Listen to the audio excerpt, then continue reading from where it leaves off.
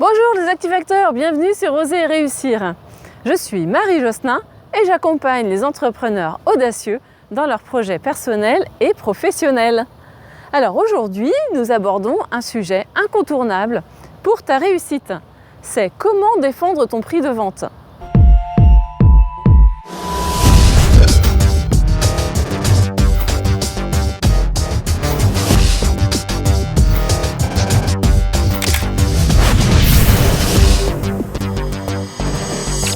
Si tu es entrepreneur, ton business repose notamment sur ta capacité à défendre ton prix de vente et surtout ta marge. Ce n'est pas toujours facile. C'est pourquoi je vais te donner des astuces pour lever les freins et te permettre d'aborder sereinement cette étape avec tes clients. Alors, pourquoi c'est difficile de défendre son prix de vente ? Défendre son prix de vente est une phase délicate pour de nombreux vendeurs et entrepreneurs qui peuvent vite se sentir mal à l'aise. Alors, quels peuvent être les freins, les raisons de ce malaise ? Il y a les freins personnels. Nous ne recevons pas d'éducation financière et pour de nombreuses personnes, l'argent a une image négative, voire même c'est un sujet tabou.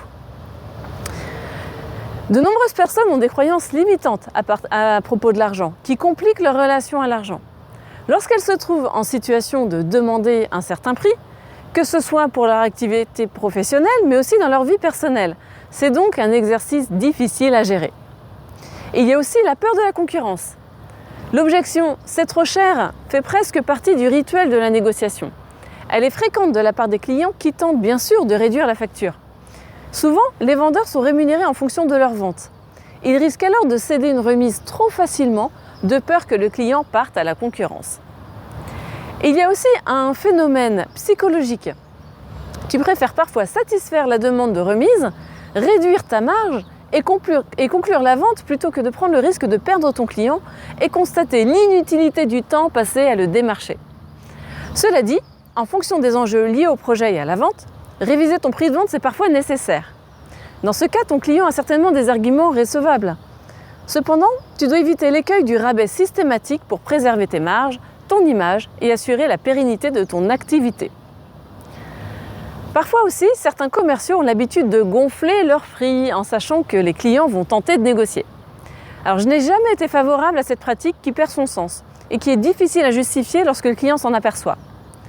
Les clients sont généralement bien informés des pratiques tarifaires, alors que si tu proposes d'emblée un prix dans le marché, cela représente deux avantages. Premièrement, tu donnes dès le départ un indice de confiance à ton client qui voit que tu n'exagères pas. Et deuxièmement, tu permets de focaliser la démarche de vente sur la valeur de ton offre plutôt que sur une bataille de prix. Donc voyons maintenant comment tu peux faire pour défendre ton prix. D'abord, prépare la négociation tarifaire. En fait, la négociation tarifaire fait partie du jeu de la vente.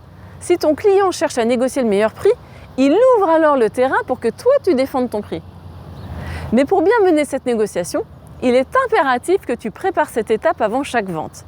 Si tu ne t'y prépares pas, tu seras pris au dépourvu et tu risques de vite capituler et de conclure avec des conditions tarifaires défavorables. Donc première étape, tu anticipes systématiquement la négociation tarifaire. Voici quelques questions clés qui te permettront de préparer tes arguments. Quels sont les éléments qui composent ton prix ? Quels sont les avantages de ton offre ? Quels bénéfices ton client aura-t-il en achetant ton produit ? Quelles sont les conditions de règlement ? Quel retour sur investissement, quel ROI ton client fera en achetant ton produit ? Une méthode très efficace, c'est d'évaluer le gain financier ou les économies que ton client fera en achetant ton produit. Également, tu évoques les bénéfices secondaires de ton offre. En fonction de ton produit ou service, cela peut être de gagner du temps, d'être plus serein, d'avoir moins de charges, une meilleure qualité de vie, une meilleure santé, etc. Par exemple, le bénéfice d'un programme sportif est certes d'être plus musclé ou de se sentir en forme. Le bénéfice secondaire pourrait être d'avoir une meilleure estime de toi. À ce sujet, regarde ma vidéo sur la méthode CAB où j'évoque l'importance de présenter les caractéristiques, les avantages et les bénéfices de ton offre. Évoquer les bénéfices est donc un argument puissant pour défendre ton prix et ta valeur. Ensuite, si ton client a des freins, il a besoin d'être rassuré. Insiste sur les éléments de réassurance pour que ton client soit serein. Cela peut être une garantie de remboursement, la possibilité de tester le produit, des conditions de règlement facilitantes, à toi de voir. Également, tu défends ta valeur. Dans mon expérience professionnelle, j'ai travaillé avec tout type d'entreprises. Des grands comptes, des grandes entreprises, des PME, des TPE, des artisans. Nous avions coutume de dire qu'au cours d'une vente, lorsque le client aborde la dimension tarifaire, ça signifie que les freins et les obstacles liés à l'offre ont été préalablement levés. D'une certaine façon, la vente est gagnée au niveau de la pertinence de l'offre. Alors bien sûr, le tarif reste un élément décisif qui peut faire basculer la vente. Mais ce que tu dois absolument avoir en tête, c'est que la notion de prix est subjective. Et c'est tout l'intérêt de cet exercice que de bien te préparer à aborder cette étape. Ton objectif est de faire percevoir à ton client la valeur de ce qu'il achète et non de lui vendre un prix. Parce que si tu bases ton discours juste sur un prix, clairement ton client sera tenté de chercher la meilleure offre à la concurrence. Cela dévalorise ton produit, ton offre et ta posture. Au lieu de cela, tu vas plutôt considérer que la négociation tarifaire est le résultat de la démarche de vente qui la précède. Ta démarche de vente doit donc être bien menée et structurée pour faciliter ta négociation tarifaire. Dans cette démarche de vente, tu dois t'assurer que tu as bien mené les étapes d'écoute de ton client et de ses besoins. Tu as souligné les avantages et les bénéfices de ton offre pour ton client. Tu as levé toutes les objections liées au produit et à son utilisation. Tu t'es bien assuré auprès de ton client que toutes les informations sont claires pour lui et conformes à ce qu'il attend. Alors, tu as déjà fait le plus gros travail pour défendre ta valeur plutôt que de justifier ton prix de vente. Par conséquent, ton client met en rapport le prix que tu lui annonces avec la valeur qu'il perçoit de ton offre. Il arrive que malgré tout, ton client te dise que c'est trop cher. Il y a plusieurs façons de répondre à une objection sur le prix de vente. Peut-être que ton argumentation commerciale n'était pas assez convaincante. Dans ce cas, tu peux revenir sur les bénéfices directs et indirects de ton produit pour ton client. Ainsi sur le retour sur investissement, le ROI pour ton client. Peut-être également que ton client ne comprend pas ce que représente ton prix. Dans ce cas, tu détailles précisément, ligne par ligne, chaque élément qui constitue ton prix. Cela est particulièrement nécessaire dans la prestation de services et de conseils, où il est difficile pour le client de se projeter sur la véritable valeur de ta prestation. Ton client a besoin de comprendre que ton prix est justifié. Tu peux aussi lui demander comment ton offre se positionne par rapport aux concurrents et avec quelles prestations. Ton objectif ici est d'appuyer sur les éléments différenciants de ton offre. In fine, si ton client impose une réduction de prix, ne cède pas sans demander une contrepartie. Il n'est pas concevable d'afficher ton offre à un prix, puis sous prétexte que ton client insiste, dire que finalement le prix sera plus bas. Peut-être que sur le coup, ton client aura le sentiment d'avoir gagné, mais tu peux être certain que tu perds de la crédibilité. Il va penser que tu lui as annoncé un prix trop haut, donc il peut se sentir un peu dupé quelque part.